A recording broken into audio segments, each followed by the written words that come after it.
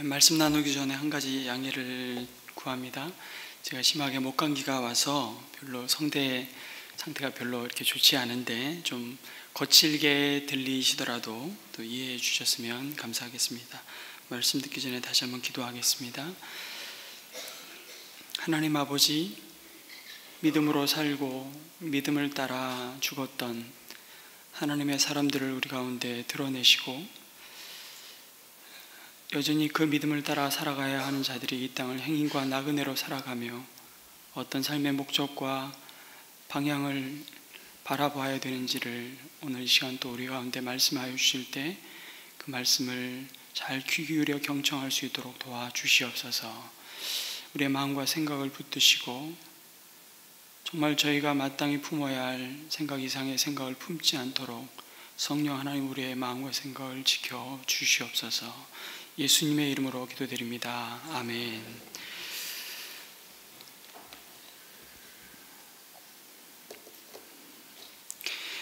프레임이라는 책으로 널리 알려진 서울대 심리학과 최인철 교수라는 분이 있습니다.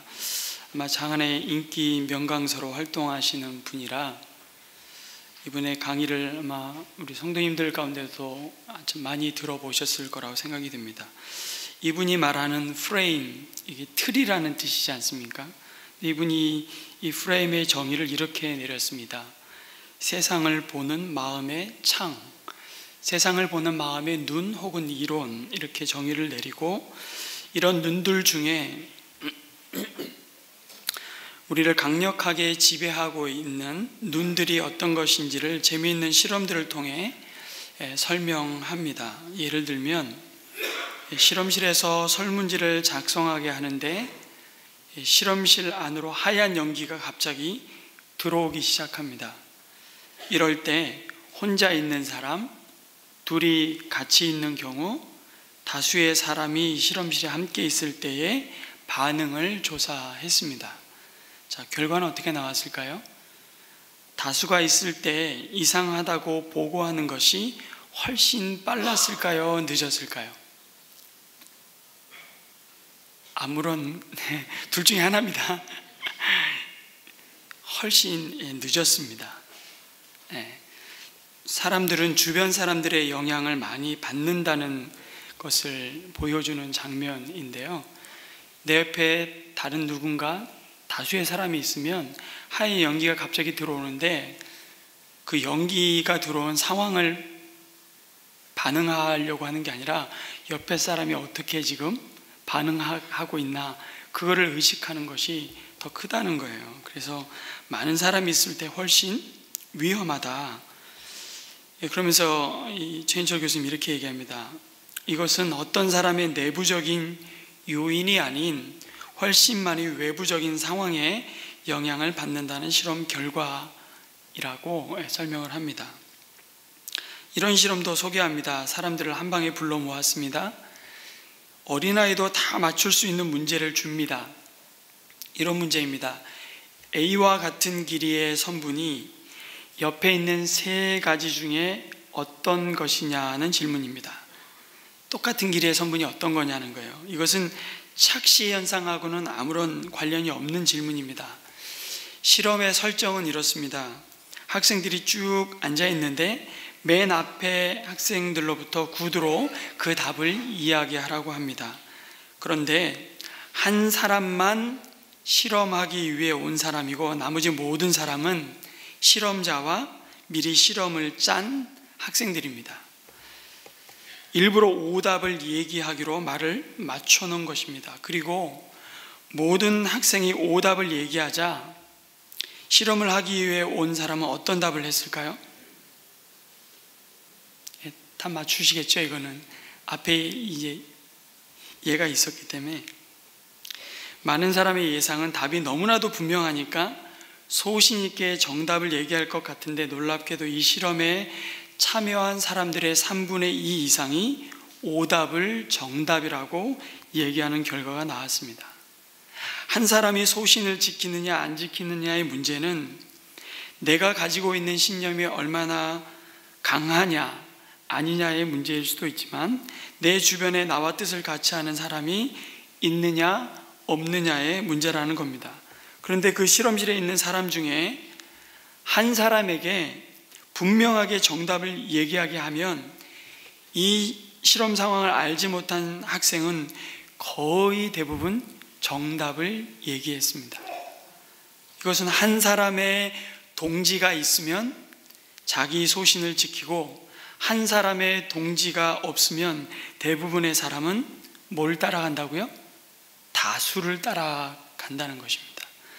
많은 다수 앞에서 사람들은 소신을 지키는 것이 생각보다 쉽지 않다는 것을 알 수 있습니다. 그러면서 이 최인철 교수는 반복해서 아까 드렸던 똑같은 얘기를 합니다. 사람들을 움직이는 힘이라는 것이 그 사람 내부에 있는 것이 아니라 상황 속에 있다. 그것을 보여주는 것이라고. 여기서 이 상황은 다수의 힘일 수도 있고요, 돈일 수도 있고요, 권력의 힘일 수도 있고, 쾌락일 수도 있고, 유행일 수도 있습니다. 그것이 자신과 자신을 둘러싼 상황을 보는 프레임이 되어서, 틀이 되어서 사람들이 반응하고 선택하며 살아간다는 것입니다.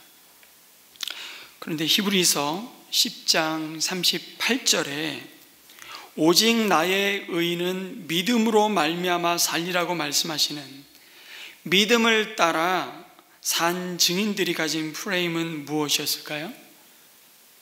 이 최인철 교수의 말을 그냥 인용한다면, 다시 쓴다면, 그들을 움직이는 힘이라는 것이 그 사람 자신에게 있는 것이 아니라 하나님 속에 있음을 보여주는 자들의 이야기, 그게 히브리서 11장입니다. 그것을 믿음으로라는 프레임을 통해 우리에게 설명해주고 보여주고 있습니다. 추상적인 단어가 아니라 그건 곧 삶이었다. 믿음을 따라 살고 믿음을 따라 죽었던 사람들의 삶의 모습을 보여주는 거예요. 여러분, 믿음이란 도대체 무엇입니까?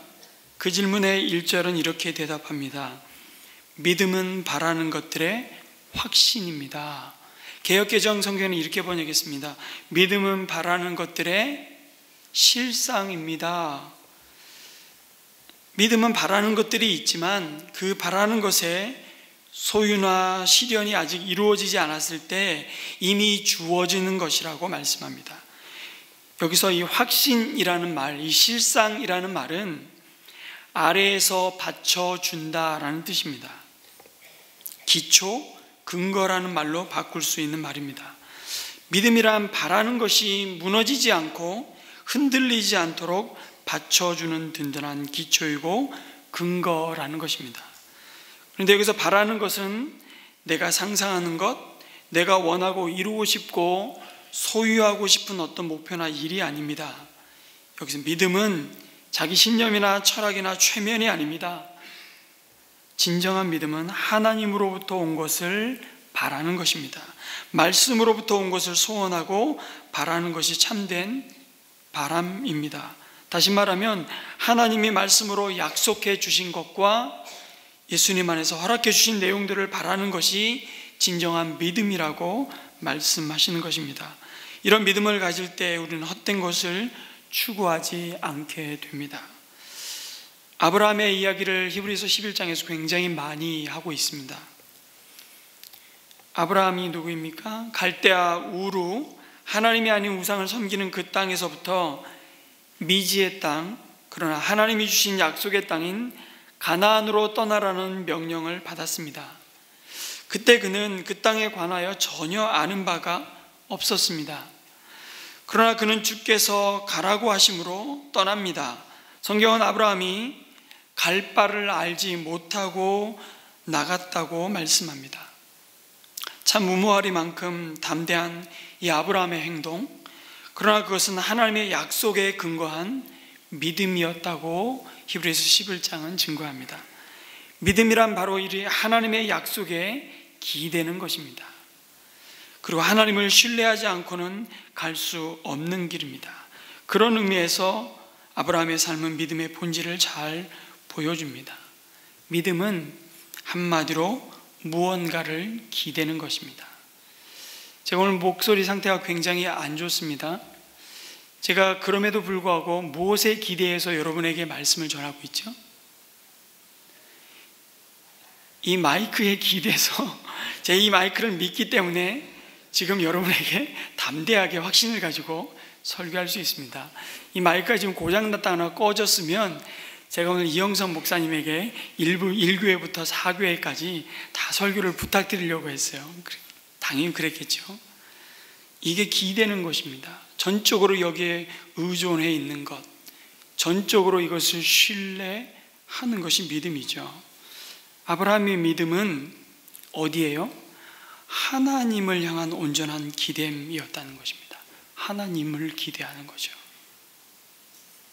그것은 아브라함의 남다른 열정과 그의 믿음을 영웅시하는 것이 아니라 아브라함을 부르셨던 하나님이 정말 우리가 기댈 수 있는, 정말 의지하고 신뢰할 수 있는 분임을 확신하는 믿음이 하나님이 하신 약속에 기초하고 있다는 것을 지금 히브리서가 강조하고 있는 것입니다.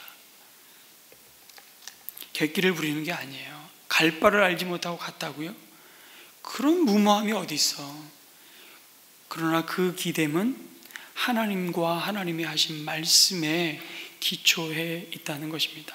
그 확신이 믿음이고 그 믿음을 따라 아브라함은 그의 길을 걸었다고 말씀하십니다. 막상 그럼에도 아브라함이 그 약속을 의지해서 가나안 땅에 도착했지만 그가 머문 곳은 어디였습니까? 창세기에 보면 그가 머문 곳이 가나안이지, 약속의 땅이지. 그 약속의 땅 가운데서도 어디요? 그걸 분명히 성경이 말씀해 주고 있습니다. 산지라고. 그 당시에 광야와 같은 참 메마른 척박한 땅에서 사람들은 산지에 살지 않았습니다. 요즘은 높은 곳이 좋지만 물이 모이는 곳, 평지 중에서도 우물을 찾아서 마을을 이루었고, 모였기에 산지는 누구도 살고 싶지 않은 땅, 그러나 산지에 머무를 수밖에 없는 아브라함의 현실을 마주하게 됩니다. 산지. 약속에 의지해서 가나안 땅에 도착했지만 결국 머문 곳이 척박한 산지였고, 죽을 때까지 그의 이름으로 등기된 땅은 자기 아내와 자기가 묻힐 막벨라 굴, 그 굴을 담고 있는 땅 몇 평밖에 안 되는 거죠. 그럼에도 그는 돌아가지 않았습니다. 후회하지 않았습니다. 잠깐 흔들렸지만 결코 이미 떠나온 본토 친척 아비집을 생각하지 않았습니다. 그 이유를 16절에서 말씀합니다. 히브리서 11장 16절에 그들이 더 좋은 곳을 동경하고 있었기 때문이라고, 그곳이 바로 하늘의 고향이라고 말씀합니다. 그리고 하늘의 고향을 설명하시죠. 사람이 설계하고 세운 곳이 아니라고. 10절에서 그곳은 하나님께서 설계하시고 세우실 튼튼한 뭐를 가진요? 기초를 가진 도시라고 설명합니다. 그곳을 바라보고 소망하는 믿음이 이 땅을 살아가면서 아브라함과 사라로 하여금 흔들리지 않고 끝까지 믿음의 경주를 완주할 수 있도록 붙들었습니다. 비록 이 땅에서 나그네와 거류민으로 살아가야 하는 고단함과 불안함과 서글픔이 있지만 그 외적인 환경이 결코 그들을 방랑자로 만들지 않았습니다. 오히려 장막을 쳤다 거두기를 수도 없이 반복하는 삶이었지만 그들은 돌아갈 분명한 하늘의 고향을 바라보고 목적 삼고 달려가는 순례자로 살았습니다.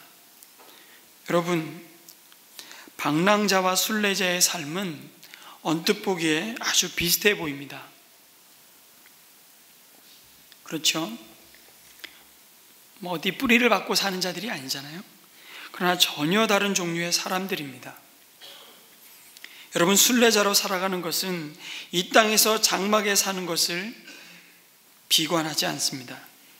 또한 다른 이와 비교하면서 우쭐해하거나 우울해하지 않습니다. 누군가와 자신을 비교함으로 자신을 증명해야 하는 것은 순례자의 프레임이 아니기 때문입니다. 한국 사회가 이것 때문에 너무 이 프레임에 갇혀서 고통받고 있는 사회예요. 비교라는 프레임 때문에 고통받고 있다. 근데 그게 우리를 건강하게 성장시키는 프레임이라면 그 비교를 통해서 우리가 더 열심히 성장해 갈 수 있을 텐데, 대부분의 프레임은 우리를 더 빈약하게 만들고 병들게 만든다는 것이죠. 순례자는 어떤 비교의 프레임에 갇혀서 방황하는 방랑자가 아닙니다. 여러분, 하늘에서 땅을 보면 어떻습니까? 높은 하늘에서 땅을 한번 보셨습니까? 비행기 타면 비행기 창밖으로 한번 보시는 경험들 다 하시지 않았습니까? 모든 것이 평면도입니다. 높은 빌딩이나 정말 낮은 초가집이나 그 하늘에서는 다 똑같습니다. 다 도토리 키재기입니다. 그런데 그 장막을 가지고 비교하는 프레임으로 오늘 이 땅에서의 순례를 생각하니까 이거 없으면 죽을 것 같고 이것 안 되면 망할 것 같은데 그게 별것 아니라는 것입니다. 이게 제일 중요할 것 같은데 그게 아무것도 아닌 겁니다. 하나님이 허락하시면 받고 아니면 말고, 하나님이 채우시면 감사하고 아니면 그런 줄 알고 있는 것으로 자족하는 삶을 살 준비가 끝난 사람, 그 사람이 바로 순례자입니다. 믿음은 또 이렇게 정의합니다. 보이지 않는 것들의 증거라고 말씀합니다. 증거라는 말 역시 확신이라는 뜻을 가지고 있습니다. 같은 말을 반복하는 것입니다. 다시 말하면 믿음은 보지 못하는 것들의 확신인 것입니다. 그래서 믿음은 보지 못하는 것을 보게 합니다. 하나님으로부터 난 참된 믿음은 지금은 보지 못하지만 보는 것보다 더 분명하게 마음에 증거를 담고 있는 그것을 믿음이라고 말합니다. 하나님이 노아에게 앞으로 홍수 심판이 내려서 진노가 임할 것을 예언하셨을 때 노아는 아무런 징조도 볼 수 없었습니다. 노아의 눈에 비가 올 징조는 아무것도 나타나지 않았습니다. 그런데 노아는 방주를 짓기 시작합니다. 그는 믿음의 눈을 통해서 비가 쏟아져 내리고 온 땅이 물로 잠기는 것을 이미 보았던 것입니다. 믿음은 볼 수 없는 것을 볼 수 있게 합니다. 그런데 세상 사람들은 보는 것이 믿는 것이다라고 말합니다. 그래서 복음을 전하고 전도를 하다 보면 자꾸 보여달라고 합니다. 그러나 신앙의 공식은 이와 다릅니다. 성경은 보는 것이 믿는 것이라고 하지 않고 믿는 것이 보는 것이라고 말씀합니다. 요한복음 11장에 보면 예수님이 나사로의 무덤 앞에서 이미 죽은 그 시체 앞에서 내가 믿으면 하나님의 영광을 보리라 이렇게 말씀하셨습니다. 사도 바울은 고린도후서 5장 7절에서 이렇게 고백합니다. 우리가 믿음으로 행하고 보는 것으로 하지 아니함이로다. 신앙의 행진은 믿음으로 걷는 것이지 보는 것에 의하여 걷는 것이 아니라고 말씀하십니다. 그런데 우리는 이것에 대한 의심이 참 많은 연약한 자들입니다. 그래서 조급해하고, 그래서 우리는 기도를 해놓고도 잊어버리거나 기대를 별로 하지 않을 때가 얼마나 많은지 모릅니다. 어느 평화로운 동네에 큰 술집이 하나 생겼습니다. 술집 옆에는 교회가 하나 있었는데 고민에 빠졌습니다. 요즘도 상가 교회들 보면 2층은 상가인데 지하는 단란주점, 가라오케, 그런 교회들을 가끔씩 봅니다. 그 성도들의 마음은 얼마나 안타까울까, 이런 생각을 갖고 이거를 한번 읽었는데요. 술집이 얼마나 붐비는지, 특히 주말과 주일에는 너무나 많은 술 취한 사람들이 추태를 부리기 때문에 교인들이 견딜 수가 없었습니다. 그래서 철야 기도 때마다 이런 기도를 했습니다. 하나님, 저 술집이 불타게 해주세요. 그래서 이 동네에서도 저 술집 때문에 피해를 보는 일이 없게 하여 주옵소서 이렇게 기도했는데 얼마 정말 불이 나서 술집이 불타버렸습니다. 그런데 술집 주인이 교회가 기도했다는 소식을 듣고는 고소를 했습니다. 이게 실화인지 정말 만든 이야기인지, 근데 저는 실화로 이거를 읽었거든요. 워낙 소송이 잦으니까 미국 사회에서는. 그리고 법정에서 이렇게 진술을 합니다. 교인들이 불타기를 기도했기 때문에 화재가 났고, 그래서 책임이 있습니다. 전적으로 교회 책임이므로 배상해야 됩니다. 교회 측에서도 이렇게 변명합니다. 우리가 기도한 것은 사실이지만 기도 때문에 불이 나는 것은 결코 있을 수 없습니다. 기도했다고 불이 날 수는 절대 없습니다. 상황 파악한 거죠, 지금. 판사가 듣고는 이렇게 말했습니다.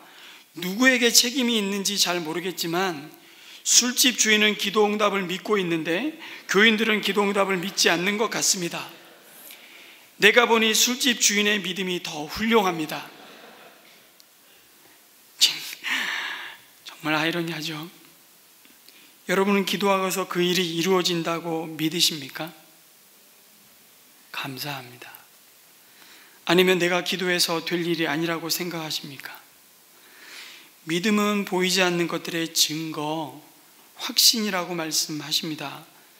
그래서 저는요, 좀 거꾸로 기도를 할 필요가 있다는 생각을 종종 합니다. 그리고 제가 실제로 그렇게 기도를 해요. 이게 무슨 얘기냐면, 하나님 아버지, 우리 기도 끝난 다음에 항상 마치는 게 있잖아요. 뭘로 마치죠? 예수님의 이름으로 기도합니다. 그리고 아멘, 인감도장 찍잖아요. 도장까지 찍어놓고도 우리는 못 믿지만 아멘 이럽니다. 근데 그걸 거꾸로 해보자는 거예요. 하나님 아버지, 제가 예수님의 이름으로 기도합니다. 예수님의 이름을 걸고 기도하는 겁니다. 그러면 유익이 있습니다. 내 욕심을 따라 기도하기보다 그렇게 기도하다가도 주의 나라와 의를 먼저 구하라는 말씀대로 하나님이 기뻐하시는 것을 생각하게 되고 구하게 됩니다. 예수님의 이름으로 기도합니다. 그 이름을 걸고 주님 앞에 기도합니다. 그리고 그 기도에 응답하실 기대와 소망을 더욱 큰 확신 가운데 품게 되는 유익을 누리는 것이죠. 이 믿음을 가진 자들이 오늘 우리에게 주신 말씀에서 그러한 믿음의 그 믿음을 소유한 사람들이 어떤 삶을 산다고 가르치십니까? 믿음을 가진 자의 삶은 하나님을 기쁘시게 하는 삶이라고 말씀합니다. 믿음의 삶이란 믿음의 대상인 하나님을 기쁘시게 하는 삶입니다. 너무나도 단순하고 명백한 이 사실을 누가 모르겠습니까? 그러나 과연 우리의 믿음이 정말 하나님을 기쁘시게 하는 삶인가? 이 질문에 아무 어려움 없이 흔들림 없이 예스라고 대답하기는 쉽지 않은 것 같습니다. 왜 그럴까요? 믿음을 가진 자의 삶, 하나님을 기쁘시게 하는 삶은 하나님과 동행하는 삶이기 때문입니다. 히브리서는 아담의 7대 손인 에녹이 죽음을 보지 않고 옴기우심을 받았다고 증거합니다. 창세기 5장에서 에녹의 생을 이렇게 증거합니다. 에녹은 65세에 무드셀라를 낳은 후에 300년 동안 하나님과 동행했다고 증거합니다. 하나님과 동행한다는 것이 무슨 뜻일까요? 쉽게 이런 그림으로 설명해 보겠습니다. 동행한다는 것은요, 내 발과 하나님의 발을 함께 묶어 놓았다는 것입니다. 그럼 두 사람 발 묶고 달리기 한번 해보셨습니까? 굉장히 편하시던가요? 굉장히 빠르던가요? 발 묶고 달리기 하는 순간 얼마 가지 않아서 넘어지는 경험들을 아마 해보셨을 겁니다. 여러분, 결코 쉽지 않습니다, 동행은. 근데 그 온전하신, 완전하시고 거룩하신 하나님과 발묶여 있는 인생, 그게 하나님과 동행하는 삶입니다. 가만히 살펴보면 창세기는 이 에녹이야말로 나를 기쁘게 한 사람이라고 말하고 믿음으로 살았던 자라고 평가하고 있지만, 하나님과 동행함으로 하나님을 기쁘게 했던 에녹의 생애를 이야기하면서 특별한 간증이나 아주 감동스러운 이야기를 전혀 하고 있지 않습니다. 뭐 대단한 삶이 있었을 것이라고 기대하지만 에녹에 대해서 다른 어떤 이야기도 하지 않아요. 하나님과 동행한 감동적인 스토리가 구체적으로 주어져 있지 않습니다. 그리고 당대의 노아의 홍수 심판이 있기 전 그 어느 누구보다 이 땅에서 가장 짧은 생을 마감한 사람이었습니다. 한 가지 특이한 점이 있다면 500년 산 사람도 있었고 700년 산 사람도 있었고 모두 죽었다고 증거하는 무덤의 장인 창세기 5장에서 육신의 죽음을 맛보지 않은 특별한 하나님의 은혜를 경험한 자라는 사실 밖에는 없습니다. 그 자체가 오늘을 사는 우리에게도 신비이고 감동이라면 감동일 것입니다. 그런데 저는 이쯤에서 이런 질문을 한번 던져보겠습니다. 그럼 이 땅에서 하나님과 함께 걸었던 에녹은 마냥 행복하고 꿈 같은 세월만 보냈을까요? 아무 염려도 없이, 근심도 없이 하나님과 동행하니까 아무도 그의 삶은 이런 걱정 없이, 돈 걱정 없이, 자식 걱정도 하지 않고 편안한 생활만 하다가 하나님이 불러가시니까 얼씨구나 좋다 하고 천국으로 갔을까요? 여러분 어떻게 생각하십니까? 자꾸 물어보면 답이 주어졌잖아요. 아니라는 말입니다. 그가 하나님과 동행한 것은 단지 환경이 좋아서 마치 고대 왕실의 좋은 집에서 하루 종일 손 하나 까딱하지 않고 대리석만 밟으면서 살았기 때문에, 혹은 그가 아주 특별한 인물이니까 하나님과 동행할 수 있었을 거야 라는 정도의 묵상에 그친다면, 우리는 에녹의 삶을 통해 하나님이 보여주시고자 하는, 하나님이 드러내시고자 하는 동행하는 삶의 참 의미를 놓치게 됩니다. 성도 여러분, 에녹이 어떤 시대에 살았는지 아십니까? 에녹은 가인계의 7대손인 라멕과 동시대를 살았습니다. 가인의 7대손 라멕, 자기에 대해서 이렇게 말하고 있습니다. 나의 창상을 인하여 내가 사람을 죽였고 나의 상함을 인하여 소년을 죽였도다. 가인을 위하여는 벌이 7배일진데 라멕 자신을 위하여는 벌이 77배로다.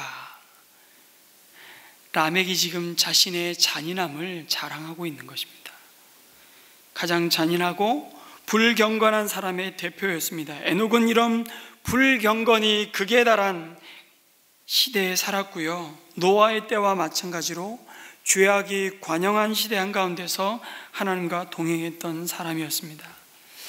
제가 책에서 재미있는 수치를 한 가지 보았습니다. 1973년에 168세의 나이로 별세한 그루지아의 시랄리 미슬리모프라는 사람이 있었습니다. 인터넷에서 찾아보니까요, 진짜 168세라고 나오더라고요. 참 오래도 살았죠. 이 사람의 직계 자손이 219명이었다는 통계를 보았습니다. 그렇다면 300년간 하나님과 동행하면서 가족 계획 없이 에녹이 자녀를 낳았다면 아마 에녹의 직계 자손들은 이 시랄리 미슬리모프의 곱절은 되었을 겁니다. 무엇을 생각해 보자는 것이냐면, 그렇게 많은 대가족 안에 얼마나 많은 애환과 시름이 있었겠냐는 것입니다. 아마도 에녹의 가정은 정말 문제투성이었을 것입니다. 바로 에녹은 그곳에서, 그러한 환경에서 하나님을 기쁘시게 한 믿음의 사람이었다고. 여러분의 가정에도 모르긴 몰라도 적지 않은 문제와 근심거리들이 있을 것입니다. 자녀들의 믿음과 장래와 학교 문제로, 먹고 마심의 문제로 부부 사이에, 또 명절 되면 시댁과 처가 사이에 이러저러한 관계 속에서 내 뜻대로 풀리지 않는 갈등들이 얼마나 많겠습니까? 아마 우리의 일상이 매일매일 치열한 전투가 벌어지는 전쟁터와 같을 것입니다. 그런데 바로 그곳에서 하나님이 함께 계심을 의식하면서 나의 뜻이 아닌 하나님의 뜻이 이루어지기를 기대하며 하나님의 소원을 나의 소원으로 삼고 즐겨 순종하는 것이야말로 하나님과 동행하는 자의 참 모습이라는 것입니다. 저와 여러분의 그 믿음을 통해 가장 가깝게는 여러분의 자녀들이 하나님을 경외하는 법을 배우게 될 것입니다. 바로 이 점이 믿음의 부모들이 갖고 있는, 아니 하나님이 믿음의 부모들에게 주신 경건의 숙제이기도 합니다.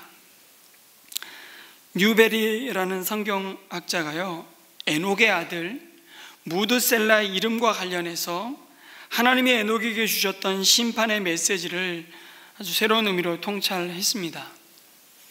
여러분, 무드셀라라는 이름의 뜻을 문자대로 하면 창을 던지는 사람이란 뜻입니다. 참 이름 독특하죠. 창을 던지는 사람. 누가 자식을 낳고 이름을 그렇게 짓겠어요? 이게 전쟁하자는 얘기거든요. 마을과 마을 사람이 전투가 벌어지게 되면 한 마을을 정복하기 위해 제일 문제되는 것이 그 마을 입구에서 마을을 지키는 무드셀라, 다시 말해 창을 던지는 사람이었습니다. 그래서 적인 다른 마을 사람들은 창을 던지는 저 사람만 없어지면 저 마을을 우리가 깨끗이 소탕할 수 있을 터인데 라고 생각했습니다. 이런 개념으로부터 무드셀라라는 이름에는 언제나 이런 의미가 따라다녔습니다. 그가 죽으면 심판이 온다. 그가 죽으면 심판이 온다. 어느 날 하나님이 에녹을 불렀을 것입니다. 에녹아, 예 하나님, 이 세상이 참 아주 악해졌지. 예, 그렇습니다. 나 거룩한 여호와 하나님은 이 세상을 심판할 수밖에 없다. 그러므로 이 세상에 심판이 임박했다는 사인을 주마. 너에게 아들이 태어날 것이니 그 이름을 무드셀라라고 짓거라. 그가 죽으면 심판이 올 것이다. 그리고 하나님의 말씀대로 아들이 태어나자 에녹은 그의 이름을 무드셀라라고 지었습니다. 그리고 에녹이 무드셀라를 바라볼 때마다, 그 이름을 부를 때마다 언제나 하나님의 심판을 기억하였을 것입니다. 그리고 그때부터 무드셀라를 낳은 후부터 에녹은 300년을 하나님과 동행했다고 성경은 증거합니다. 무드셀라를 낳기 전에는 하나님과 동행하였다는 말이 없고요, 무드셀라를 낳은 후 300년을 하나님과 동행하였다고 말씀합니다. 다시 말하면 그 아들을 통하여 들려온 하나님의 심판에 관한 그 어미와 엄숙한 진리를 깨우치자마자 그는 즉시로 하나님의 발과 자신의 발을 묶고 함께 걸어가는 삶으로 들어갔던 것입니다. 저는 가만히 생각해 보았습니다. 하나님과 동행하며 하나님을 기쁘시게 하는 아버지인 에녹의 모습을 보면서 그의 아들인 무드셀라가 되는 대로 아무렇게나 막 살았을까요? 그의 삶 역시 조만간 있을 하나님의 심판을 호소하고 보이지 않는 하나님을 대적하며 조롱하는 그 시대를 향해서 하나님의 경고의 메신저로 살았을 것입니다. 무드셀라는 성경에서 가장 오래 산 인물입니다. 적어도 기록상으로 969세를 향유하고 죽었습니다. 무드셀라는 187세에 라멕을 낳았습니다. 여기서 라멕은 가인의 후손, 아까 말씀드린 라멕이 아닙니다. 그리고 그 라멕은 182세에 노아를 낳았습니다. 자, 계산해 보겠습니다. 따라서 노아가 태어날 때 무드셀라는 몇 세였을까요? 187 더하기 182, 369세입니다. 기억하세요? 369세. 그런데 노아가 600세 되던 해에 홍수가 터졌습니다. 창세기 7장 6절의 말씀입니다. 노아가 600세 때에 에녹의 아들 무드셀라가 바로 969세 때입니다. 무드셀라가 죽던 그 해에 하나님은 그 이름의 약속대로 노아의 홍수로 세상을 심판하셨습니다. 아버지 에녹이 끊임없이 보이지 아니하는 하나님을 의식하며 하나님 앞에서 살았듯이 무드셀라 역시 그의 전 삶을 이 땅을 향한 하나님의 계획을 밝히 드러내는 삶으로 하나님께 드렸을 것입니다. 에녹은 하나님을 기쁘시게 하기 위해 불경건이 극에 달한 세상에서 세상과 짝하지 않기 위해 몸부림을 쳤을 것입니다. 이 믿음의 씨름이 얼마나 치열했겠습니까? 죄악이 관영한 이 시대에 사람의 생각과 계획이 항상 악하다고 하나님이 한탄하시는 이 시대에 하나님을 두려워하며 하나님을 기쁘시게 하는 믿음의 삶을 살기로 결단하고 그 믿음의 길을 가는 것은 결코 쉬운 일이 아닌 것입니다. 하나님을 알지 못하고 하나님을 인정하지 않는 세상에서 하나님을 아는 자로 이 믿음의 길을 가는 것은 어쩌면 우리로 하여금 많은 것을 포기하고 손해보게 할 것입니다. 믿음의 삶이란 하나님을 기쁘시게 하는 삶이기에 자기의 만족을 위한, 자기를 기쁘게 하기 위한 삶이 아니라는 것입니다. 그렇다고 믿음을 가진 자의 삶이 기쁨이 없고 평안이 없는 금욕주의의 삶을 살라는 말은 아닙니다. 거기에는 이 세상이 알지 못하는 기쁨과 평안이 약속되어 있습니다. 그러나 그 약속이 이 땅에서 영광과 높아짐만으로 이루어지는 것이 아니라 궁극적으로 영원한 하나님 나라의 소망으로 주어져 있다는 사실을 잊지 마십시오. 하나님을 믿는 신앙 때문에 노동 수용소에 투옥되었던 한 중국 목사님의 간증 가운데 이런 일화가 있습니다. 그 목사님을 체포한 사람들은 그에게 수용소에 변소를 청소하고 오물을 치우는 일을 맡겼습니다. 이 목사님이 매일 더러운 배설물을 날라다가 밭에 거름을 주어야 했고요, 냄새가 얼마나 지독한지 이 목사님이 일하는 동안 감시병들이 멀찍이 떨어져 있어서 그에게는 자유로운 공간이 많아졌습니다. 그런 이유 때문에 이 목사님은 자기가 하는 천하고 고된 일을 좋아하게 되었습니다. 결과적으로 혼자 있을 수 있었기에 제지를 당하지도 않고 큰 소리로 하나님께 찬양하며 기도할 수 있었던 것이었습니다. 그 목사님은 기쁜 마음으로 자기의 작업장인 거름더미를 정원이라고 부르면서 이렇게 노래했습니다. 저 장미꽃 위에 이슬 아직 맺혀 있는 그때에 귀에 은은히 소리 들리니 주 음성 분명하다. 주님 나와 동행을 하면서 나를 친구 삼으셨네. 우리 서로 받은 그 기쁨은 알 사람이 없도다. 우리 서로 받은 기쁨은 알 사람이 없도다. 세상이 모른다는 것이죠. 이것이 본래 하나님이 의도하신 그리스도인의 삶입니다. 사랑하는 우리 하나님과 교제하면서 믿음의 길을 걷는 것입니다. 하나님의 임재는 가장 열악한 상황조차도 장미꽃밭으로 바꾸어 놓습니다. 이것은 순전히 하나님이 거기에 우리와 함께 계시기 때문입니다. 바로 그곳에 진정한 하나님의 위로가 주어질 것입니다. 그리고 우리 또한 그와 동일한 믿음의 사람들로 부르심을 받았습니다. 하나님을 기쁘시게 하기 위해 우리의 인간적인 자존심을 버려야 할 순간이 올 것입니다. 천하보다 한 영혼을 귀히 여기시는 그 하나님의 마음을 붙잡고 우리가 믿음의 사람을 얻고자 많은 것을 손해보고 희생해야 할지도 모르겠습니다. 그러나 그것은 진짜 행복한 삶입니다. 우리 속에 여전히 남아있는 죄성으로 인해서 하나님이 좋아하시는 것을 함께 좋아하고 하나님이 싫어하시고 미워하시는 것을 함께 미워하기가 얼마나 어려운지, 잠시 우리가 그 행복을 잃어버리긴 하지만 하나님과 동행하는 삶에 참 행복이 있습니다. 왜 그럴까요? 하나님은 우리가 자신과 동행할 때, 자신과 함께할 때 가장 행복한 존재로 인간을 지으셨기 때문입니다. 그때야말로 인간이 누리는 가장 완벽한 위로를 경험하기 때문입니다. 왜 하나님이 에녹으로 하여금 죽음을 보지 않고 그의 영원한 나라로 옮기셨을까?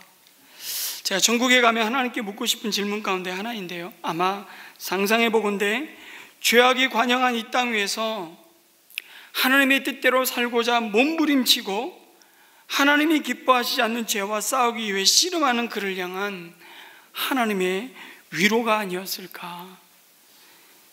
천국 가면 한번 물어보고 싶어요. 하나님 왜 그러셨습니까? 그 많은 인생 가운데 이 말씀과 함께 오늘 믿음으로 사는 삶의 구체적인 또 하나의 모습을 증거합니다. 그것은 하나님이 반드시 계신 것과 상 주시는 분임을 믿고 확신한 삶이라고 증거합니다.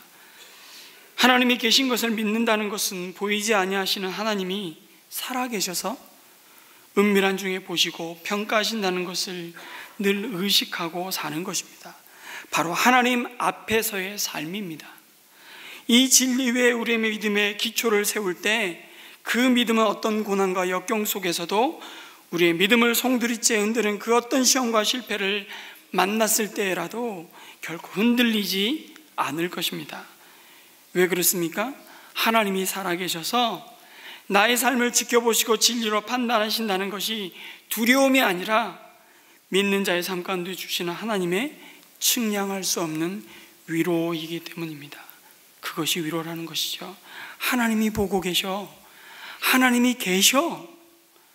어제나 오늘이나 내일이나 여전히 영원한 현재형으로 우리와 함께 계셔. 이게 이 땅을 살아가는 성도에게 주시는 세상이 줄 수 없고 빼앗을 수 없는 위로라고 말씀하시는 것입니다. 하나님이 살아계시다는 믿음이야말로 그래서 이 땅에서 진심으로 하나님을 기쁘시게 살고자 할 때 하나님을 모르는 이 세상에서 성도가 당하는 모든 슬픔과 고난을 이기게 하시는 하나님의 위로요 격려인 것입니다. 모든 눈물을 닦으실 분이 계심을 믿는 확신이기에 우리에게 위로가 되는 것입니다. 그래서 오늘 말씀에 하나님께 나아가는 자 모두를 하나님은 기뻐하신다고 말씀하지 않고 하나님께 나아오되 반드시 그가 계신 것을 믿느냐, 이것을 하나님은 확인하고 계십니다. 가인과 아벨 둘 다 하나님께 제사를 드리기 위해 하나님께 나왔습니다.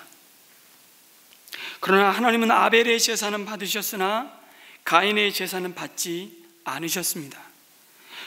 성경은 그 이유를 무엇이라고 말씀합니까? 제사 방법의 문제가 아니고 제물의 문제도 아니라 바로 믿음이라고 지적합니다.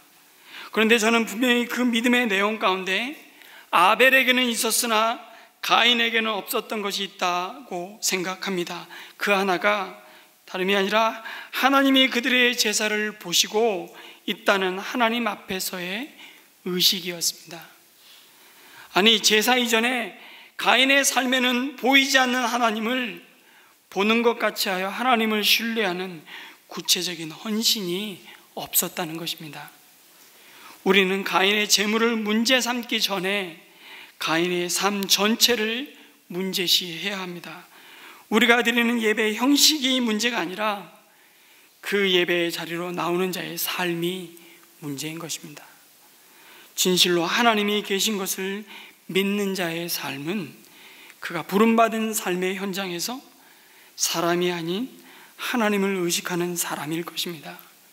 그리고 그의 삶이 하나님이 받으시는 예배로 드려진다는 사실을 의식하기에 자신의 생각대로가 아니라 자신의 기분대로가 아니라 돈을 따라서가 아니라 유행을 따라서가 아니라 믿음을 따라 믿음으로 하나님의 뜻대로 살고자 주의 도우심과 긍휼을 바라보는 자일 것입니다. 이러한 믿음의 비밀을 가진 자만이 하나님이 상 주시는 이심을 믿을 수 있습니다. 하나님이야말로 사랑하는 자신의 자녀에게 가장 최선의 것으로 가장 좋은 것으로 채우시는 분이심을 확신하는 것입니다. 사랑하는 성도 여러분, 하나님은 하나님께 드린 여러분의 헌신과 충성에 대해서 반드시 보상하십니다. 여러분이 남모르게 흘린 눈물들, 남모르게 한 섬김들, 여러분이 속상할 때 참고 인내한 것, 사람들은 모르지만 그러나 하나님은 반드시 보상하신다는 것입니다. 이것이 믿음으로 살고 믿음을 따라 죽은 자들에게 주시는 하나님의 약속입니다. 믿음은 어디에 기대는 것이라고요? 그 약속을 주신 하나님과 그 약속의 말씀에 기대는 것이 참 믿음입니다. 성도 여러분, 말씀을 정리합니다. 하나님이 그가 하신 약속을 우리에게 주실 때 그 약속은 변치 않습니다. 신실하게 이루시는 분임을 믿고 소망하고 이 나그네 길을 가는 그 자가 믿음의 사람입니다. 그럴 때 이 세상이 주는 영광과 가치를 상대화할 수 있습니다. 그럴 때 잠시 있다가 사라질 그 영광과 그 장막 때문에 마음 졸이고 서로 헐뜯고 착취하고 분내지 않을 수 있는 것입니다. 영원한 하나님의 상주심을 소망하기에 이 땅을 비록 행인과 나그네로 장막에 거주하나 방랑자가 아니라 더 나은 하늘의 본향을 분명한 목적 삼고 순례자로 살아갈 수 있는 것입니다. 오늘 저와 여러분의 삶을 주님이 보실 때 하나님을 기쁘시게 하는 자여라는 말을 여러분 들으실 수 있겠습니까? 이 다음에 우리의 묘비에 이런 글자가 쓰여지기에 부끄럽지 않기를 기도합니다.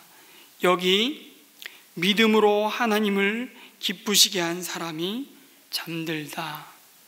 성도 여러분, 믿음을 가진 자는 하나님을 보기 때문에 믿는 자들이 아닙니다. 믿기 때문에 보는 자들입니다. 그리고 믿기 때문에 하나님 앞에서 자신의 삶을 그가 받으시기에 합당한 예배로 드리고 하나님과 함께 발에 발목을 묶고 함께 동행하는 자들입니다. 그리고 그러한 믿음을 가진 자에게 하나님은 온전한 위로와 하늘의 신령한 복으로 그들이 참으로 하나님의 사람, 믿음의 사람임을 증거하실 것입니다. 우리 모두가 또 한 주간 이 확신과 소망 가운데 하나님이 허락하신 그 믿음의 땅에서 주어진 믿음의 경주를 인내함으로 감당하는 저와 여러분 되시기를 주님의 이름으로 축원합니다. 아멘. 우리 자리에서 일어나셔서 우리 말씀을 기억하면서 우리의 믿음의 고백을 주님이 가르치신 기도로 올려드렸으면 좋겠습니다.